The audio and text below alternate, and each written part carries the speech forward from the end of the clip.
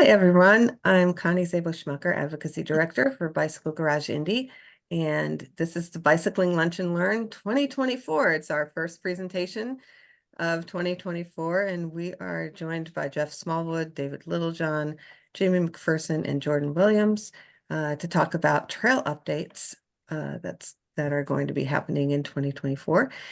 And this program is presented by the Cycle Commuter Task Force, which is a collaborative effort of Bike Indianapolis, Bicycle Garage Indy, CIBA, Central Indiana Bicycling Association, and Commuter Connect. We have these every on the second Thursday of every month from February through October, and they are recorded, so it will be up and available to view later as well, in case people can't come or they want to see it again or whatever. So I'm going to turn this over to Tess Wood from Bike Indianapolis, and she can introduce the speakers, and I'm going Thanks, Connie. Yep. So I'm Tess Woods. I'm with Bike Indianapolis. Welcome, everyone. We're happy to have you here for our first lunch and learn of the 2024 season. So yeah, we're excited to have our speakers. We're going to start with Jeff Smallwood with the B&O Hendricks County Trail. Okay, thanks, Tess. I'll just see, I guess I can go ahead and share. Better scroll to the top. Okay, and I'll go to full screen. Okay, so I don't know how familiar everyone is with the West Side, or if you're already familiar with the B&O Trail. I won't give a lot of history, but I will at least give a little bit of background. The B&O Trail Association has been working for several years. We work very closely with the Speedway Trails Association, also in the Brownsburg Parks Department, as well as other entities on the west side of Indianapolis and Hendricks County. This map shows our long-range vision, which is to go all the way from downtown Indianapolis west across Claremont and Brownsburg, and then across Hendricks County through this town of North Salem. And then it would eventually go across the north side of Putnam County into Park County, and then it would end in Montezuma, which is a small town on the Wabash River in Park County. That's the long-range vision that has been identified by the state as a part of the visionary trail system. In 2019, the Speedway Trails Association received one of the next level trail grants of about $4.8 million to construct the trail, the B&O Trail from the town of Speedway, the rest of the way into downtown Indy, and then also west, part of the way across Marion County to where it would also to join with the project we're doing. In 2021, the B&O Trail Association received a next level trail grant from round 2, which provides us with the funding to connect the trail that we already have existing into Marion County and would join with where the Speedway Trails Association project ends. Just to give you an overview of the project scope of those next level trail projects, the solid red line here in the middle of the diagram is existing trail that we already had constructed from Raceway Road, which is the boundary between Hendricks and Marion counties, going west across the south side of Brownsburg and a little west of Brownsburg in to get County Road 500E, which is a little tiny town of Tilden, where we have a small parking lot. There's also a parking lot right on State Road 267 in Brownsburg. And it doesn't show on here, but there's now recently been built a couple of other parking lots in Brownsburg at Cardinal Park and at a new park called Virgil Park, named after Diana Virgil, who's the person who started the B&O Trail Association some 30 years ago, back in 1993, and spent many years working very diligently on this project, and unfortunately passed away a couple of years ago, but she's been honored by that Virgil Park in Brownsburg. So then the extension of the next level trail funds would cover would be from our money. It'll be from going east from Raceway Road, across Country Club Road, across Girls School Road, and then would terminate somewhere just along the side of the Farley subdivision, if you're at all familiar with that on the west side.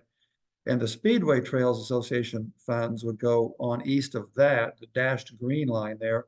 If you look farther west, our funding would also extend the trail from where it ends at County Road or in Tilden, another 2 miles west to County Road 250E. There will actually be a gap in the trail where we will have to follow the roads, where cyclists will just ride on roads. But by the time you get out here, it's very rural, so it's quite safe riding. And then we will build a trailhead right in the town of Maplewood, and then extend the trail another 1.5 miles to where it ends at County Road 50W. So that's the scope of the Next Level Trail project for B&O Trail Association. Let me just go back to the map. We did complete in 2020, late 2022, finishing in early 23, the 2 mile section from Tilden going west to County Road 250E. And I just have a few pictures of that. This is where it crosses 250E. You've got the node here and the trail crossing. This shows one of the intersections with the road, some of the signage we have there. There's one of our memorial benches at one of the intersections, and then this is just a typical view east along the trail from County Road 400E. So this is all in Hendricks County, west of Brownsburg, and that's open. It's been used. It's heavily used by both walkers and cyclists. Just some more pictures. This was during this picture at the top was during our annual bike ride. So people rode out the trail, and then when it ended, they got onto county roads and did the rest of the ride on county roads. And down here is just another picture of where the trail terminates, a bench there and just some riders assembling there. We also often get requests from Eagle Scout candidates to do projects on the trail. And so within the last year, we had an Eagle Scout candidate help with an equestrian trail, which we have running parallel to the new section of trail. And this is just some photos from the work they did. They dug trenches. What they're working on here is to try to mitigate some wet areas. There are some areas that are low, and during the particularly late winter, early spring time, it tends to have standing water. And so we consulted with some equestrian trail experts and got a lot of help from them, and also got a grant from the Indiana Greenways Foundation to support this. And they dug these trenches, they put down this geotech fabric, and then we had gravel hauled in and spread throughout the whole thing to create a better surface in those wet areas for that equestrian trail. Looking onto the Speedway project, this map's, for me, a little harder to read because it's kind of busy, but if you look at the areas that have the dotted red boxes around them, those are the Next Level Trail project areas. And so, and the solid blue here in the middle was already completed through the town of Speedway.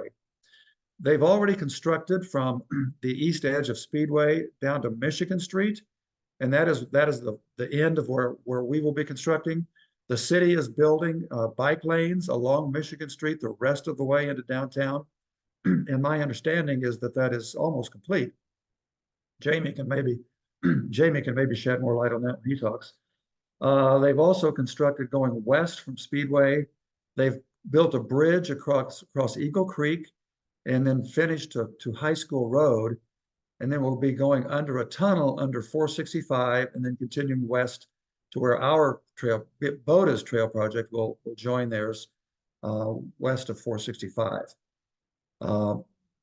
This shows some pictures. This is the bridge that was constructed over Eagle Creek. Down here's one of a typical street crossing as it makes its way toward downtown Indianapolis. And this picture is a Pogue signal crossing going across 10th Street, just to the east side of Speedway. The Hawk systems are kind of nice. The users push a button, and then signals come on stopping motorists until the trail users cross the trail, and then the signal goes back to allowing the motorists to proceed again. And we have one of these in Brownsburg as well, and on the existing part of the trail. We find it works very nicely. For our system, we plan to use some more of those on our future projects. So where are we now with progress? Actually, I'm going to jump to this first, this slide. Again, I think I got them out of order. We have quite a bit of land acquisition to do. We spoke to all of the homeowners associations, churches, and schools along the corridor and got their buy-in to the project and support for the project. We have 83 parcels of land that we needed to acquire. We have officially acquired 72. Of the remaining 11, 5 of those are willing sellers, and it's just a matter of our buyer working through the process of getting the paperwork done and so forth. There are 2 parcels yet to be negotiated. Those are with a church that owns part of the corridor. And then there are 4 parcels that have been filed for condemnation by the city of Indianapolis. 2 of those are owned by CSX Transportation, the railroad that owned the corridor previously, and they've been unwilling to sell, even though we've offered 3 times and offered them well above the appraised value. That's fairly typical of CSX from what I've heard from other people. And so the city is helping us out by exercising condemnation on those parcels. Design is nearly complete. One nice feature is the Chapel Rock Christian Church has offered to provide a portion of their parking lot, which will be designated as trail parking. Their church happens to sit right next to the trail. We're working with Citizens Energy on a sewer facility they need to do. I don't really want to spend much time here on that.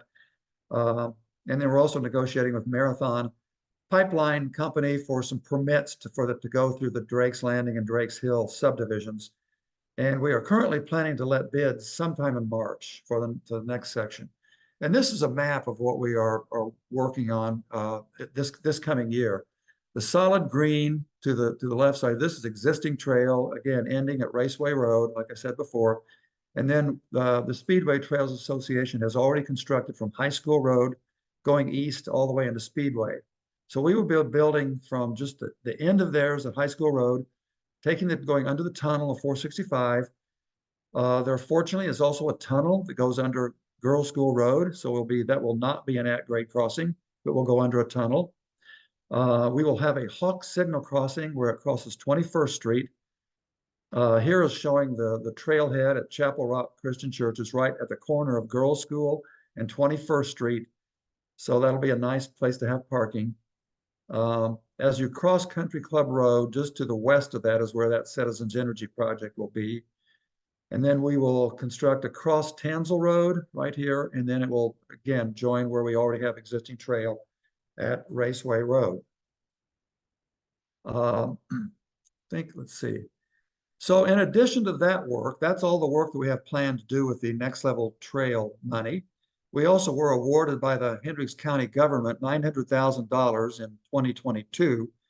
And with that money, I'm going back to this other map. If you look here at the project, there's a parking lot here in Tilden, but right now it's just a gravel parking lot. We want to upgrade that to asphalt and add some parking for equestrian trailers. And out here in Maplewood, we're going to build a parking lot there. And then we will use that county money for those 2 projects. So I guess I should back up and say, even though this was part of the Next Level Trail project scope, after the pandemic, construction costs were inflated so much that we found we're not going to be able to finish all the work that we had hoped to do with Next Level Trail money. So we're going to use the county money to do these 2 parking lots and then extend the trail as far west of Maplewood as we're able to with the money that we've got. It may, for now, just be a aggregate trail west of County Route 100E, but we just have to see how the funding all works out once we finish the Marion County project. And I think that's all the comments I had, but I'd be willing to take some questions if there are any.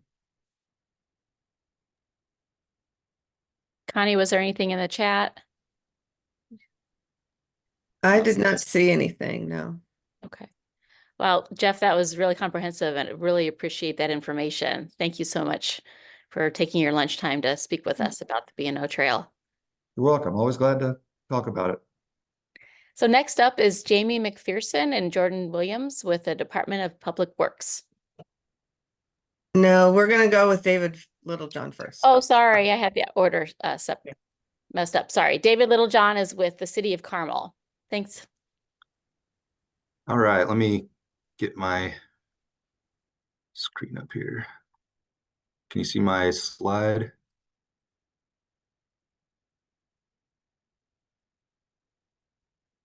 Does that look good? Okay.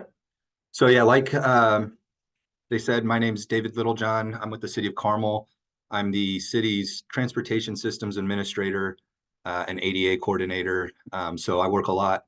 Well, I'm in the Department of Community Services, which is basically our planning and zoning. But I work very closely with our engineering department, street department, parks department, specifically on bicycle and pedestrian infrastructure and projects throughout the community. So just a bit of overhead on Carmel's bike network. Currently, we have 166 miles of multi-use path along our roadways, 66 miles of path that's separated from roadways like our Monon Trail, the Hagenberg Trail, White River Greenway, paved paths in our parks, and paved paths in common areas and subdivisions that are open to the public. We've identified about 70 miles of bike-friendly streets throughout our community, meaning they have low volume, low speeds, and they're designated as bike routes in our Carmel Access Bikeway. And just another fun bike fact for our infrastructure is we have at least 25 separated grade crossings throughout the community. It's tunnels and bridges on the Monon, under Keystone on the Hagenberg Trail, and then over Keystone at all of our intersections, and US 31 same, where we have multi-use path going over those roadways. So here's where all that infrastructure is located throughout the community. As you can see, it's pretty well connected. You know, we have path on both sides of streets on a lot of our collector arterials. As a requirement through new developments, they need to be brought into compliance with our transportation plan. As part of that, they need to build path as part of their project. And then the city does the same thing, either through new road construction projects or path-specific projects. But let's see, as you can see, like over here, you can see some where there's path and then a gap and then path and then a gap, because the development was required to build path, and their project ended, you know, where their neighbor's property started. And then those neighborhoods or those parcels never developed. So we are seeing more and more of this as we build out and have land developed next to like an old farmhouse or just a house that wasn't included in part of the development. And that was brought to the attention of our council by a lot of their constituents and the city. We were identifying a lot of paths that just kind of end, and then people would have to get out into the street or cross the street to get to another path. So our council a couple years ago passed a $60 million bond with about at least 2/3 of it designated to go toward path-specific projects. And so as part of that, we did a path gap analysis where they asked me where are all these gaps? What would it take to fill them all in, so that, you know, somebody could get on their bike, get to their destination without having to look at a map to see where all the paths are located. Kind of like what you do in a car. Roads don't just end. And so, I mean, sometimes I guess they do, but that's different. And so we came up with this list of paths or gaps in their path network. So you can see in red where we've identified, you know, some of these sections that need to be constructed to fill in those gaps. These arrows identify where we might need a mid-block crossing, where we do an enhanced mid-block cross. So if there's a neighborhood on one side of the street where we're going to be constructing path, we can get them across safely. Or if, you know, there's path on one side here, then it goes to the other side, we may have to do a crossing there, but that's not the goal. Or if there's a destination, like these are actually existing now, or this one is, where we would have, like, this is a school campus. And so there's path on both sides of the street here, but we would want people and students to get, you know, from the north side to the south side. So that's the big grand plan that we came up with. But as far as for upcoming path projects, as of like this year and immediate future, we got quite a bit going on. The big ones are White River Bike and Pedestrian Bridge at 106th Street. It's a project that we've been working on for a long time. Our Parks Department was finally able to secure funding in cooperation with the township and City of Fishers and their Parks Department. And so the idea is to have a bicycle and pedestrian specific bridge that goes from the park on the west side of the bank to the park on the east side of the bank. And then we'll ultimately provide a full path connection across Hamilton County We finished the last section of path on 106th Street in the center of Carmel, basically from Penn Parkway to College last year. And so we have a full connection from the Boone County line to the river, at least on one side of the road. And now after this project's is complete, which it's planned to be completed in 2025, because it takes a long time to build a bridge. We'll have full connectivity from Fishers all the way to Zionsville, because there's a direct path connection from the 160th Street path in Carmel to downtown Zionsville. It's actually identified as US Bike Route 37. And as part of that, it's a separate project, but it's something that the Parks Department has secured funding on, is White River Greenway extension. So in Carmel, the White River Greenway is kind of along the river just for the central part of Carmel. And they're working on getting the Greenway extended up to 146th Street and 96th Street. So from to the north and to the south of the existing Greenway. And they're working on getting that started this spring or summer, and then completion next year as well. Last year, we bid and awarded a path project on 116th Street. And that is actually another project that we're working with Boone County, Zionsville on, because it's from the Boone County line to Town Road. And as part of that, we had an agreement with Zionsville that once we constructed that path, or once we awarded it, they would build their section of path from the county line to Michigan Road. And then they have existing path that goes to downtown Zionsville. So when this path is all said and done, there'll be path along 116th Street, like I said, from Town Road over to Zionsville, and it will connect West Park, Coxhall Park, and Lionsgate Park, and downtown Zionsville. So it's been a project that we've been working on for a long time, but hadn't been able to tackle until now. And as an extension of that, it's not one that's going to be done as soon as this section, but we're going to build path from town over to Spring Mill as another path project. So that's one you'll see is happening in the future. We're in design on it. We also let the 96th Street Path project. It was funded through the MPO, and it goes from Ditch to Spring Mill, and that would be our last section of path on the west side along 96th Street. So we'd have full path connection, well, nearly full path connection to Boone County. It would get us to Michigan Road from Spring Mill, which is just west of US 31 or Meridian Street there at 96th Street. We're doing multiple sections of Main Street. So I don't know if I go back. On Main Street, there's just missing sections of path in just different areas. And we packaged those up together to bid, and we awarded it. And so they're building portions of path to fill in these gaps with the goal of having basically path nearly all the way to Boone County to the river on one side of the street. So that's another project that we're working on. The College Avenue corridor, that's being built as a road project, but it's going to have path on both sides of the street there. And it'll go from 96th Street up to 106th Street, connecting to that east-west corridor, with the goal of then having path connection from College to the Monon, which then could be used as a detour if we ever have to close the Monon north of 96th Street to do any repairs or maintenance.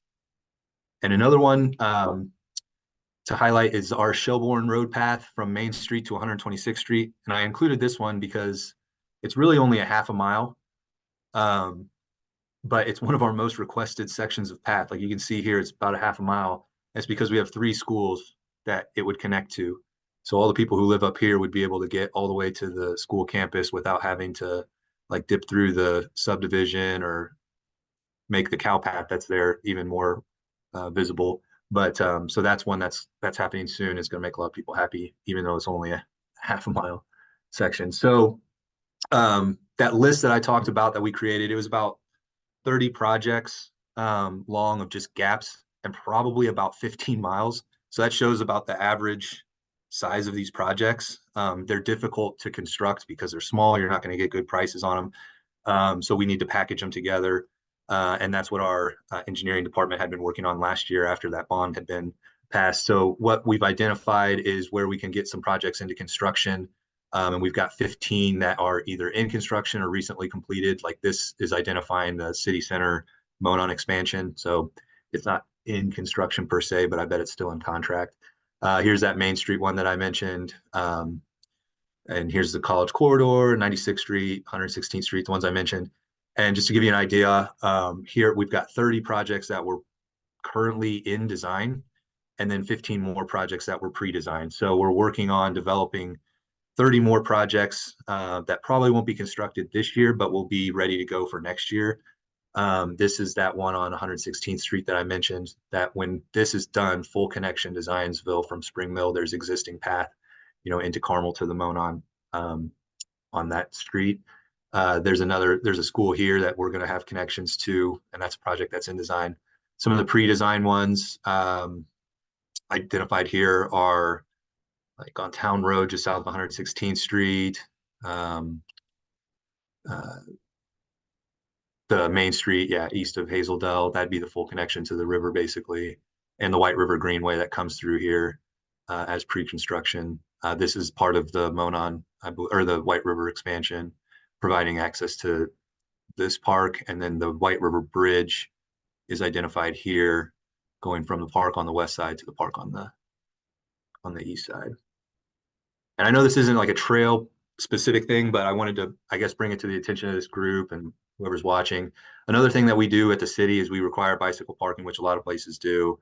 But what we've been doing over the last years is we've been taking inventory of all of our racks. And so each one of these dots identifies a location where bike racks are located. And there's 444 different locations where they're located, which equates to about 4,625 spaces throughout the city. So when people ride on our paths to get to where they're going, there's a place for them to safely park their bike.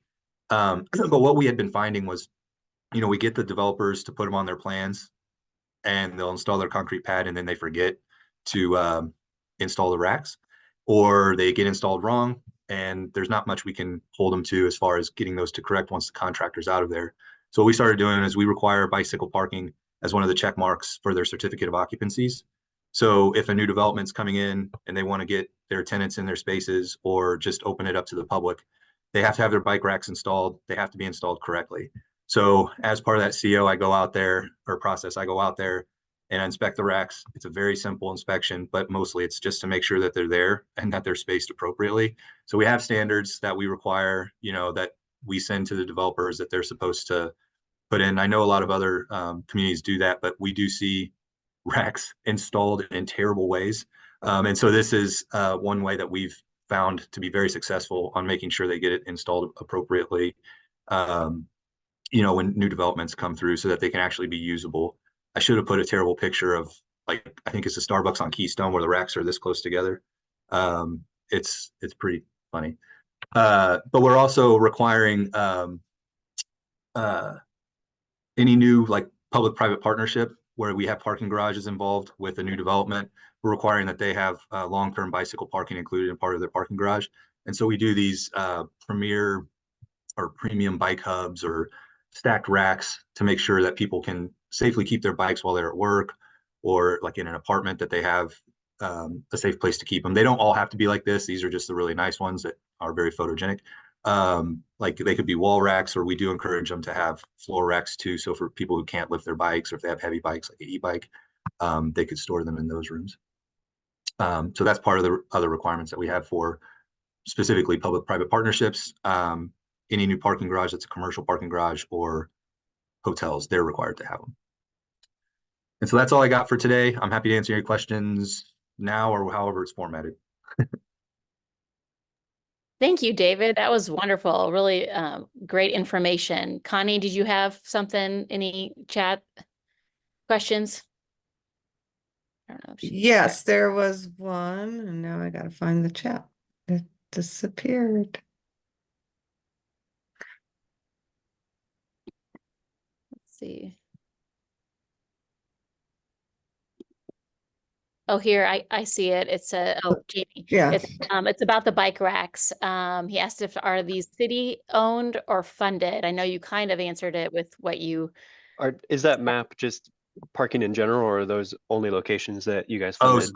so on the inventory, it's a mix of public racks and private racks that were installed for private projects, but they're open to the public. Like if, somebody was going to a store, if they wanted to park their car in the parking lot, they can. So it's the same thing for the bike racks basically. I'm just chiming in here. This is Shirley Muller. I have a question for the last speaker. The path between Ditch and Spring Mill that is evidently now being constructed, is it on the south side of the street? How far is it from the street? How wide is it? It's on the north side of the street, between Ditch and Spring Mill. It'll be a 10-foot minimum width, and it's separated from the street where possible. There are some bridges that need to be included because it goes over a couple creeks. So those will be separated out from the existing road bridges. And then there's some grading issues where we might have to hug closer to the street. But if we do that, there'd be a curb or something protecting it there. Okay, thank you. All this information is really helpful and I appreciate it from all of you. Great, thank you. Thanks, Shirley. Anyone else? All right. David, thanks again. I really appreciate you coming and speaking with us. Sure, it's my pleasure. I'm gonna stick around and listen to the rest. Great. All right, so now we have Jamey McPherson and Jordan Williams with the Indy Department of Public Works. Great, thanks everybody. David, I really appreciate you talking about some of those development standards too. Just to let you know, sometimes we get developers that say, well, in Carmel, they let us get away with X. So to hear that you guys don't is really great. And I think it'd be great for us to do that regionally with the trail-oriented development, to even if we don't have exactly the same standards, that we all communicate what they are. So we can say, nope, they won't let you get away with it either. So, all right, I'm gonna go ahead and share my screen.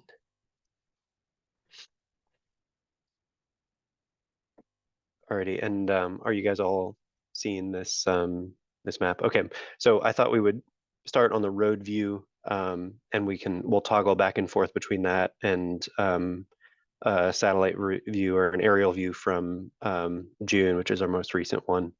So we'll start here in Carmel, in yellow where we just were, and then the first one I'm going to go to is I'll show you a little bit from the Michigan Street stuff. Even though that's on road, I thought that would be interesting to this group at this point. So we'll just zoom out to the Marion County area, which is this big old blue block of 400 square miles. And so the Michigan Street portion starts at the White River and goes out to the B&O Trail, and we can take a look at what that looks like in construction currently. So we've got a mix of, it's actually further along than it shows here. We started on the west side with construction, and we've got a trail that starts on the north side, progresses to the south side, connects to the White River with its bike lanes. I did grab a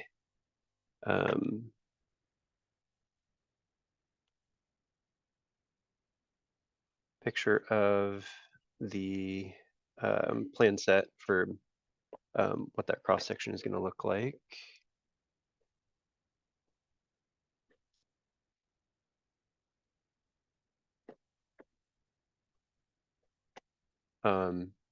So we currently have bike lanes on the bridge over White River. Are you guys seeing this? Okay, great. So we'll transition bike lanes and the trail that goes along White River with a protected intersection to access a cycle track that will progress across on the south side of West Michigan Street to King, at which point it crosses and goes on the north side of Michigan Street out to meet the B&O Trail.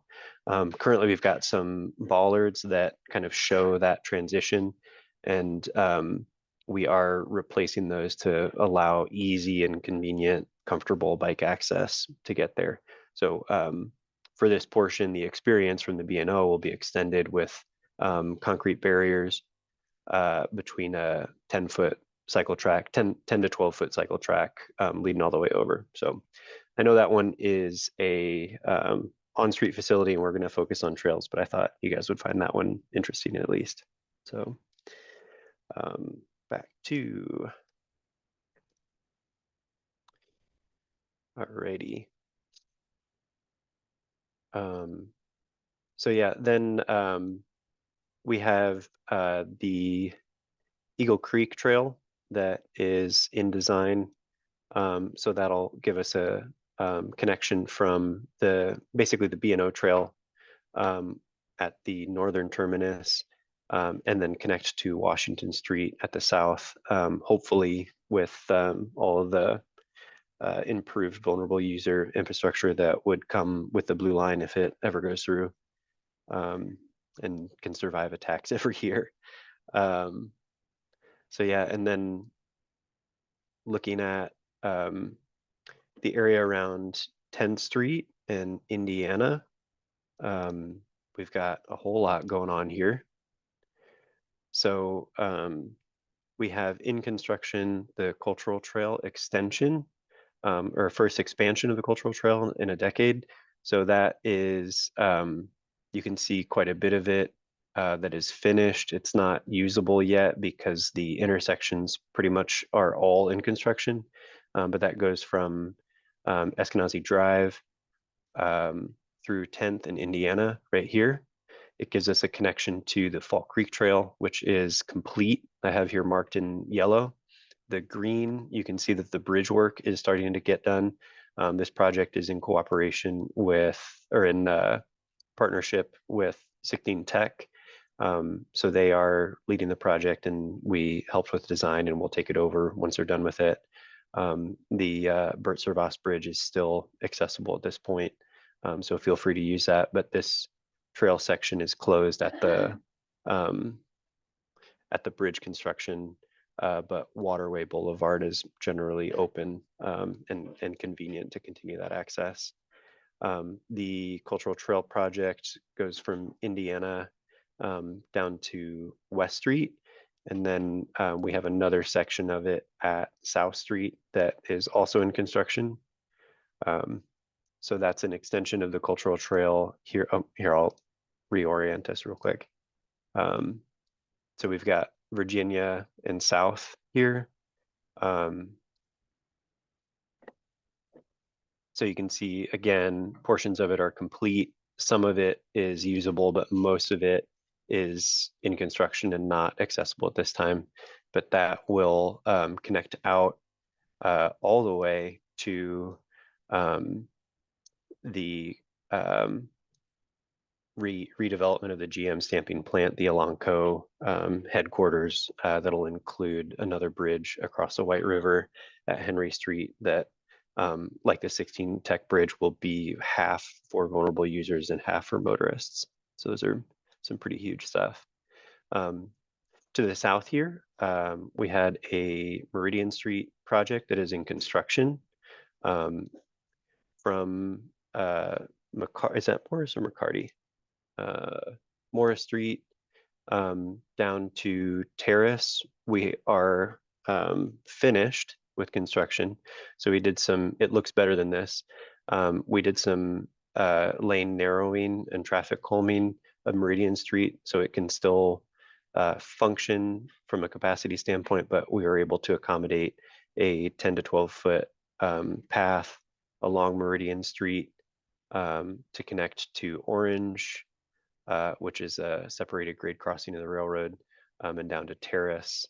And then this portion from McCarty up to Old Indiana is in construction. It'll be the same cross section moving all the way up and give you access to Old Meridian, not Indiana, sorry, Old Meridian Street, which is a calm street to access downtown. In Orange, this is Madison Avenue, which will be, this is in design and is a portion of the interurban trail. There's a couple cross sections that we could consider, but most likely it'll be a trail cross section on the east side of Madison, running from the Pleasant Run Trail into downtown and eventually continuing all the way into the heart of Greenwood. Then we've got the Pleasant Run Trail, which is we have a couple sections of it, but that's coming into design to look at construction starting in next year, and probably going through 2 construction seasons. So it'll be extending and basically improving up to current standards, all of Pleasant Run, basically from White River all the way up to Ellenberger Park. So that's a big project. We also have in construction the Pogues Run Trail, going from Commerce Avenue right here, like Can is right here, if you guys are familiar with the area. The extension of Mass Ave and the industrial complex is right here. So that is in construction and moving very quickly. So that'll get through Brookside Park, and then phase 3 goes up Olney and along 21st Street. We are still working on property acquisition in the area. So that one won't see construction until we get that portion worked out. And then a little bit further east, we have at our first stage of 3 for design. So we have, 1, 2, and 3, or 30, 60, 90. This is the Grassy Creek trail extension. This was one of the ones that was decided as a high priority, and was funded in partnership with the Connected Communities and the Lilly grant application. So this serves a lot of fairly high density housing through the area, to a lot of employment opportunities and social services, and areas that are growing vibrantly from a business perspective. There's already some Grassy Creek Trail through the park, so this would extend that further east and west. This is Finish Line. They have kind of some of their own trail that this will connect into, and then we will do some intersection improvements as part of that work as well. So that's at stage 1. We just got stage 1's like a week or 2 ago, and it's looking pretty great. We also so this one is not us. Here, I'll reorient us again. So Fort Benjamin Harrison, Geist Reservoir, we provided some technical assistance, and will continue to provide technical assistance for the extension of Fall Creek all the way to Geist Reservoir, which will complete the connection from Geist all the way into the heart of downtown, at the Cultural Trail, cutting through all different types of communities and socioeconomic backgrounds and opportunities. So the DNR awarded $5 million to the city of Lawrence to finish up that final section of the Fall Creek Trail, which is just very exciting, super great stuff. Moving into town a little bit, we've got the Nickel Plate, which will connect to the Monon at the Indiana State Fairgrounds. Construction has begun on 42nd Street on the north side, so it goes past the, I can't remember if it's I think it's the deaf school here, but they're moving out anyway. So it goes along 42nd Street, connects up to the Nickel Plate Railway past Evanston. That will go up to 46th Street, and we'll do some intersection improvements at 46. Initially it'll go along Keystone, and then continue up to 62nd and Allisonville. We're going to make sure to connect to the school to the east here, and then it'll follow the railway up to 82nd, and finally connecting to the portion that Fisher's already has built out up that way. We also are at stage 1 for a bridge over Keystone for the Nickel Plate. So look for designs on that as well. That bridge is not yet funded, but we're moving it forward, so it's shovel ready, in anticipation that it would score well as a bridge.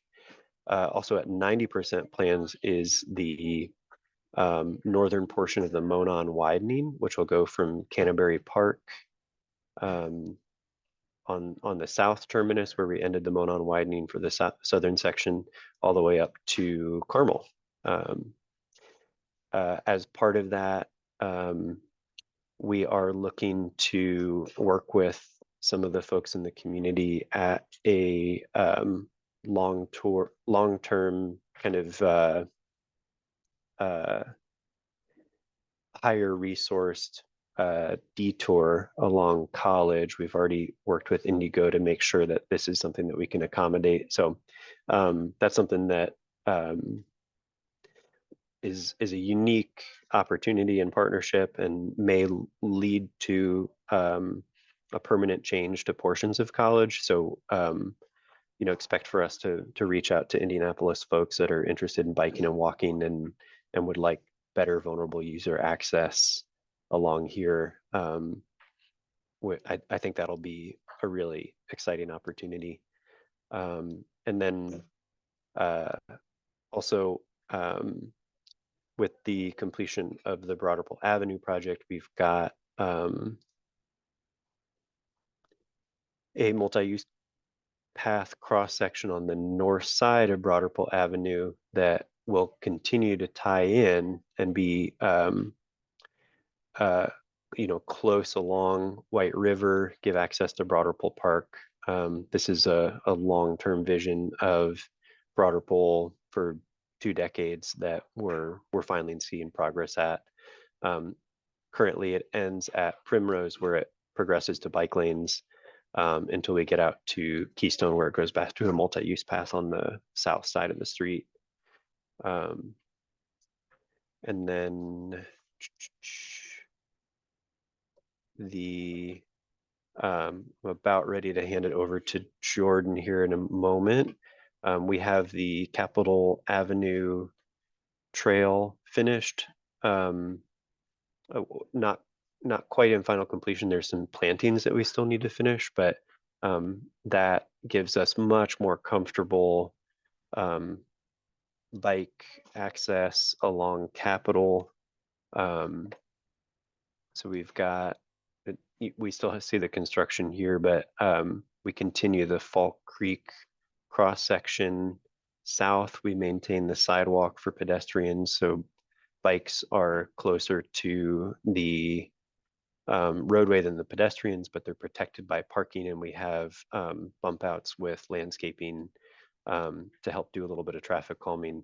We have a few raised crossings of Capitol along here, and a kind of neighborway cross section across Foster's, a multi-use path on the south side of 21st Street to link up to the work that IU Health is doing, and then a bike and pedestrian access from 21st Street to the Fall Creek Trail that, you know, we already have some grade separation. So this, we are expecting this and the work that we have done on 22nd Street that we are expanding next season all the way to AJ Brown to give some good east-west connectivity for the city.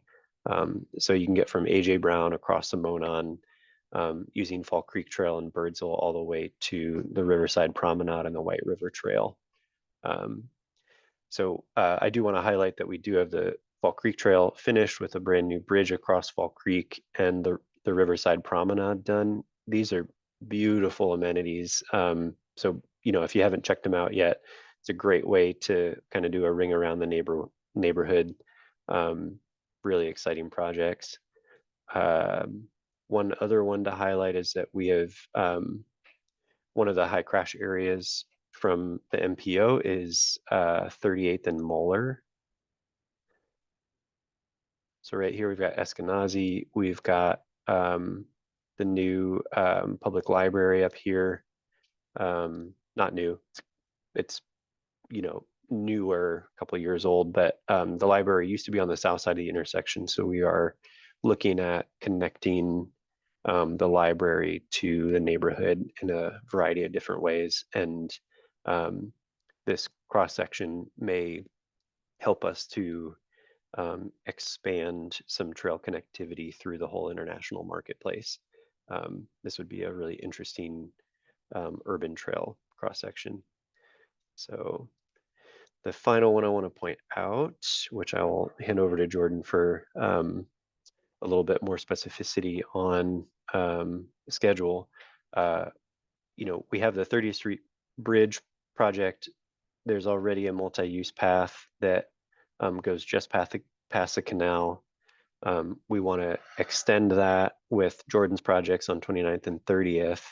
And then the Connected Communities project helped us expand as a trail cross section all the way to the Monon and AJ Brown, as well as a better connection to the Fall Creek Trail up to it here at Fall Creek and 30th, which is right here. And Jordan probably has better things to say about it, and because it's his project. So Jordan, I can hand it over to you if you like.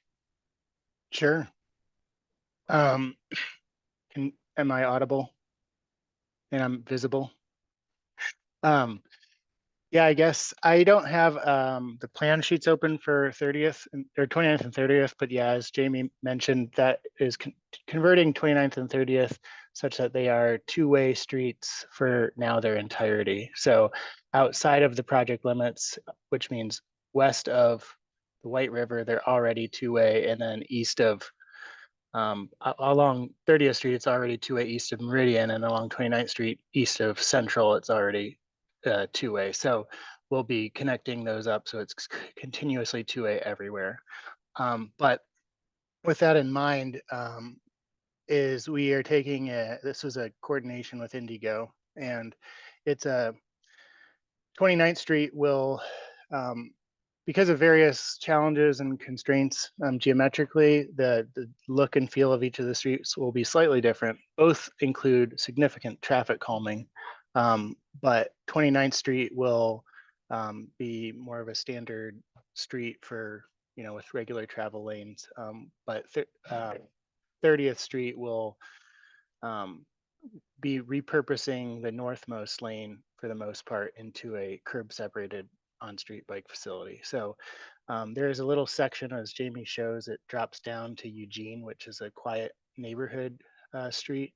And that had to happen because of significant utilities in the way and significant encroachments that with fences and private property concerns. So we want to make sure that our project is comprehensive and supporting the neighborhood that I like to always note that historically had been cut in half by interstate. So wanting to make sure that we don't further let infrastructure bisect areas and let it be a community connection. So there is still an ultimate goal to add the portion on 30th Street, but that'll have to come as a result of further utility coordination. So what this does though is, while it may not look huge on this map, it connects the White River Trail, Canal Towpath, gets across the interstate, it gets across every boundary of water, whether that's White River, Canal, Fall Creek. It connects to the Children's Museum. It connects to, like Jamey showed, the Fall Creek Trail connects to the Monon, and it connects to an eventual trail that'll come on AJ Brown. So it provides a lot of great east-west connections to points of interest, and especially with kids and with the museum and a couple schools as well. So and Jamey also he only really features the trail components for the most part on this map, but as a general policy now, I guess I'll share my screen, Jamey. This isn't formally adopted yet, but it has broad support. So trying to get this more officialized. Let's see, where's the script? I'm not used to using this program. So as one of our underlying metrics with the upcoming two-way conversions, which is pretty much every one-way street outside of Mile Square and some of them inside of Mile Square. We are using level of traffic stress as a metric, and so this is just a very simplistic graphic, but end of the day is that level of traffic stress should be very good for all to most riders. No longer would we have anything like this, a bicycle gutter, as some people would call it. And frankly, this is a misrepresentation of a level of stress 2 street with an open center median, because in a situation like this, we would have controlled left turn movements. And so a level of stress 2 street would be something I would totally bike along with my toddler. But it gives some more guidance about based on traffic volume. So as you can see here, like something with markings only to be considered 1 or 2, like 3000 ADT, that's like extremely low traffic. So to be a markings only level of stress 1 or 2 would have to be extremely low. So anyway, basically, long story short is most things would have curb separation. Yeah, I mean, I could go on and on, but yeah, so we've got lots of new two-way conversions coming online, and with that will be significant vulnerable roadway user safety and connectivity.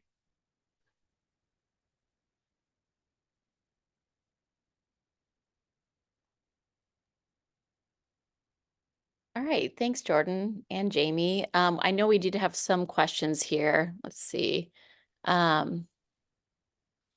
For Indy DPW, what are the plans for trail, bike lane, cycle track maintenance? Indy has a lot of nice bike infrastructure, but much of it is difficult to use due to gravel, glass, trash, leaves, etc. on the trail and lanes.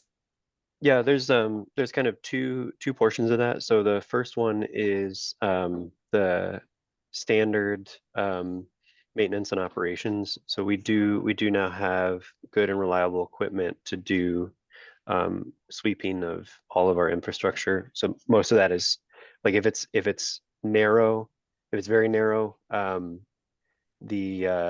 Kubotas can be sent out to sweep it.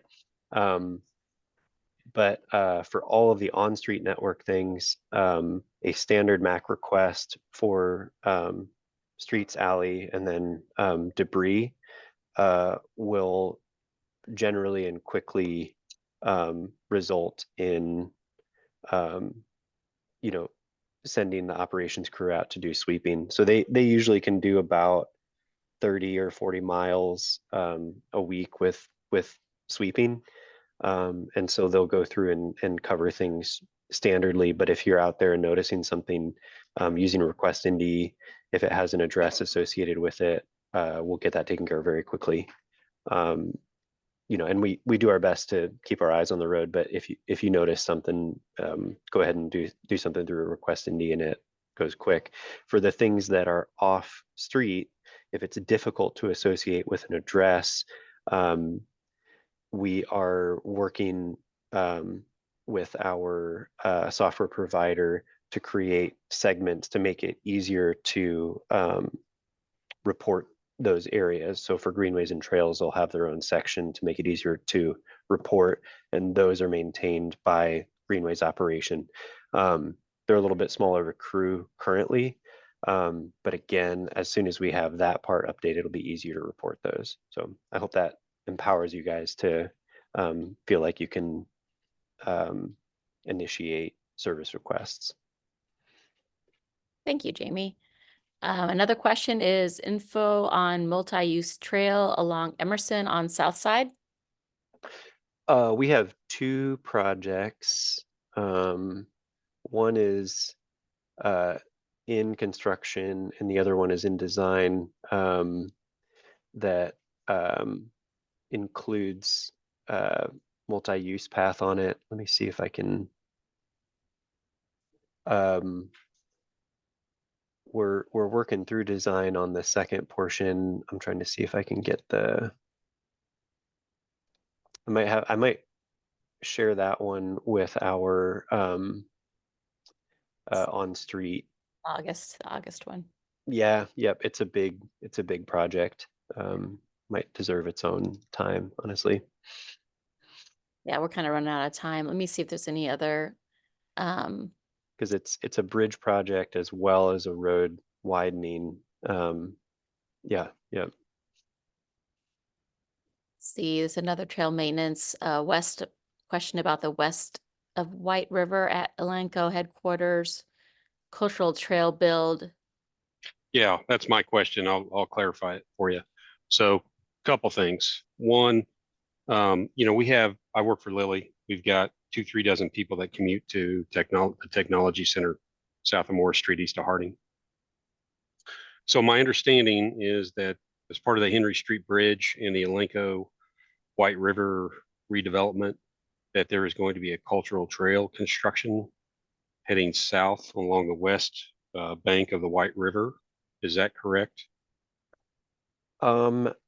I know that we are taking the cultural trail across White River along Henry, and that there is commitments for further connectivity through their site.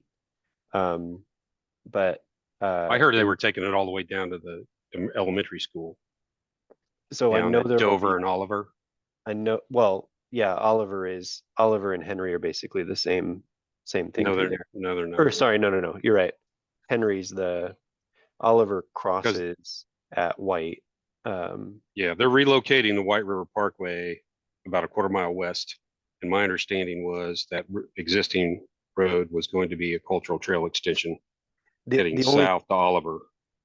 Yeah, the only part that I think we can talk about and announce is what has been out about the bridge. Okay. The just like with 16 Tech, they have a whole lot of connectivity. Some of it, Okay. like I think, some of it that exists right now. Like if you go past the AMP, it looks like the cultural trail, but it's not. It doesn't Okay. have the same landscaping. It's not managed by the cultural Well, trail. I guess what my main concern is that we already have, 3 dozen riders that are riding through this area to get to Lilly. And there's going to be obviously some construction there with the bridge and Elanco and whatnot. The current disrepair of the White River Trail south of the zoo, heading all the way down to Raymond Street, we can't ride it. It's covered in glass. It's there's sections falling into the river. And my concern, so we don't ride the White River Trail. We just don't. I get flat tires if I ride it. And so we're up on the street on the White River Parkway and on Dover to get to work. And my concern is once you start construction in that area, if somebody doesn't get the White River Trail fixed, I won't have a way to ride to work. So I'm putting my 2 cents in here that as a commuter, I would like to see an effort to clean the White River Trail off and to fix the sections that are falling into the river that have been like this for, you know what I'm talking about? Right Are you there at the talking about beach south of the the falls. section? Yeah. Where And that's they've been had like that for 5 years. right. So And they just keep moving the Jersey barriers further inland as the trail falls off. that's part of the stormwater team is they have a project in motion to stabilize that bank so that we can keep that from happening. Yeah, well, with the homeless camps down there, there's just glass everywhere, man, everywhere. I mean, I can't, I don't know. You got if we street don't know about sweepers and it, all that. Well, right. the If we problem don't know is, about it, then we're not sending people out. So definitely make sure that it gets reported. I'll But report it. But I mean, yeah. my point is, we need regular attempts. Waiting until somebody complains about it is not workable. Why can't we run street sweepers down there once every month? Why do I have to call and complain about it? I mean, we have a team of 6 people that do all of our trail maintenance for 400 square miles. So, Yeah. like they are currently only responding, right? So, I got you. Reactive maintenance mode. Right. And what I will say is, help us prove that people want this currently. like, I fully agree that I can't say we're going to double this next year. I don't have that authority, right? Gotcha. But if we, you know, on the front end, this is new, this is a year old. If people are requesting for more maintenance, it helps us advocate for more resources. Well, I think if you put in a system on the, like you mentioned before, on this reporting software where you can actually do it, that would be very helpful, because right now I won't do it. You cannot put maintenance on trails off road. The system's not set up, and it's just it's a pain. You can't do it. So what I will say is if you do a request and you get a close address, and in the narrative you write in exactly where it is, we will send people out and find it. Okay. So I'm probably not, I say things that I'm not supposed to all the time, but you are preaching to the choir. Yeah, I hear you. Like it's not an acceptable answer, but my God, we are underfunded, and that's Yeah. not your fault. And we chirp all the time, but what we really need is to get the people who control the budget to help us get better budget. And I don't know how the current budget is established. I don't know. There's certainly no surpluses, that's for damn sure. But it something has to come from above, and we try to embed it into our own policies and protocols that we can control. But we have not a ton of power ourselves, so we try to share the word. Gotcha. and just a continuation of that, about the ability to continue to ride to work during the construction. We have a plan for the detour to take a lane of Kentucky to help get you over there. So you might have to go a little bit north to come back south to get to Lily. That's fine. That's fine. Yeah. As long as somebody has that in consideration, Yep. would Yes. be great. And then the last thing I wanted to bring up, as a high use user of the Fall Creek Trail, I'm part of the Fall Creek Flyers, and cool. Yeah. we appreciate the new trail work crossing 38th Street. That was super. The one thing that we've noted here in the last, I don't know, week to 2 weeks, somebody has reprogrammed the crossing signals at 38th Street, and it's very confusing and unattainable. It appears they programmed so you had to hit the push button in order to get the white walking man on the crossing, whereas before it would turn with the light. And I'm Can you not tell sure. me, is that on the 38th Street? 38th crossing, or crossing 38th to access the trail? On the east side of 38th Street. And somebody's reprogrammed it. And it used to be it would change with the light. So as the green light went on northbound Fall Creek or the Parkway, we would get the green or the white walking man to cross the crosswalk there to get back over to the north side of 38th Street. And now you have to stop and hit the button.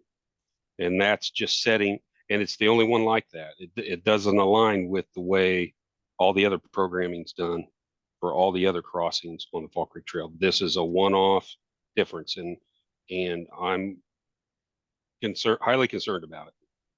So I don't know what you guys do with efforts on ensuring the program, these crosswalks is consistent. So it's the same at 38th Street, it's the same at College, it's the same at Central, it's the same all the way down, and we don't have these one-off weird crossings that are different and confuse riders. Does that make sense? I think that's ambitious to expect that every crossing is the same. Well, they have been until somebody reprogrammed this one. Right. They were That all intersection's going through a lot of changes, right, because we got the purple line going through. So there might be a good reason behind it. I don't think on the other side of that, we're looking at creating four-way stops for Monon crossings at low volume streets, right? Yeah. So cars should expect to stop at the Monon since it's a high enough volume of pedestrian users, but we're not going to do that at every crossing. There are some crossings. Well, I'm not asking for that. I'm just asking what I'm saying that is the crossing signals be programmed the same what I'm saying is that I don't think that it should be an expectation that every crossing is the exact same along a whole corridor, whether that's for cars or vulnerable users. So it may be the case Well, that we again, need to they have are you press a button. currently, they are, except for Right. No, 38th Street, right? And here's the Right. problem with the button push, right? I don't know, has anybody ridden the length of the Fall Creek Trail and pushed the buttons? Because half of them don't work. They're broken, Right. right? And so Yeah. if you don't keep the buttons out of it, man, because long-term maintenance, they're going to break and it's going to be a pain. So there's no reason to have the button push. Leave it like it was before. Change it back. Yeah, well, I That- mean, that might mean taking the whole bus line out, right? So I guess No, I hear you. We'll, to add a little bit of detail is yeah, we'll I look into generally it for agree. sure. I generally agree that if as We- much as buttons can be avoided is good. Yes, However, agreed. if you don't have a button and you always provide the necessary crossing time, then you can blow up the intersection such that it needs to be made bigger, which is counterproductive. So so there are times where having the button allows you to keep your space limited for yeah. So auto here's what's use. going to happen for bike users, right? We are not hitting the button. So that will always be red when we ride our bikes across that intersection. And we will be habitualized to ignore the red no crossing because we will not hit the button. We are riding. So if the green light on Fall Creek, traffic's going north, we are not stopping and hitting the button and then starting back up. We are going across the road with a red signal. So you are habitualizing riders to cross the road on a red signal and ignore it. That's what's going to happen if you don't change the push button. Yeah, I mean, I think another thing to look into is passive detection, and that's something we're working towards. But I'm just saying, I don't think we should set the standard that every crossing needs to be consistent. I don't disagree that we should try to get it so that it comes up with every signal, and we'll look into making that happen everywhere we can. But I also don't want the habit that all crossings are going to accommodate that. We can't fund that at this point. There's Can no you funding check- this can program. you- Just change it Can back. you check, Jamie, can you check into why it was changed to begin with? 100%. Yeah, I'll do that right after this and Be- try to Because suss it out. If we can do it, we'll do it. Absolutely. or if there could even be a leading pedestrian interval for the trail users at that intersection as I mean, well. generally because that of would be the- actuated. Like if you press a button, you'll get the LPI. So we'll definitely look into it, and we'll try to accommodate the least amount of interaction that's possible that is the safest and convenient for vulnerable users. That's our focus. But we do need to look into a couple factors to make sure that is possible. And I don't want to set the standard that every crossing is going to be the same. There may be some where you may have to take a little bit of extra action to make sure that everybody is safe. All right. But Well, in the interest I of agree. That's what time, we'd like to do. So thank you very much, both Jordan and Jamie and David and Jeff. I appreciate all of you taking your lunchtime to talk to us about the trails. Connie, did you want to do any wrap up about upcoming things? We are having an active transportation meetup on February 29th for Leap Day. So that information is online, and you can come and join us. And we're going to ride that new path that Jamie mentioned about that connects the Monon to Broad Ripple Park. So that'll be fun. Connie, did you want to mention anything else? I don't think so. Just a lot of people did sign up for all of the lunch and learns. I will send out an email link for the Zoom the hour before. So if you want to join, make sure you sign up. And you can always check for the links for the recordings on that same page where you registered. I think that's all I've got. We hope that you come to the luncheon or the active transportation meetup. So that'll be next in 3 weeks. I'll I put it. guess. I'll Yeah. put the link in the chat so people have it. Yeah, we'll also put that in the recording description, so it'll be there as well. So we're looking forward to that, and it will be at the Avenue Coffee House, which is just by the Red Line station. So if you want to come by bus and then have coffee and then check out the trail, yeah, all are welcome. So I think that's all I've got. So have a great weekend coming up, and see you next month. Thanks a lot. Bye. Thanks, everybody.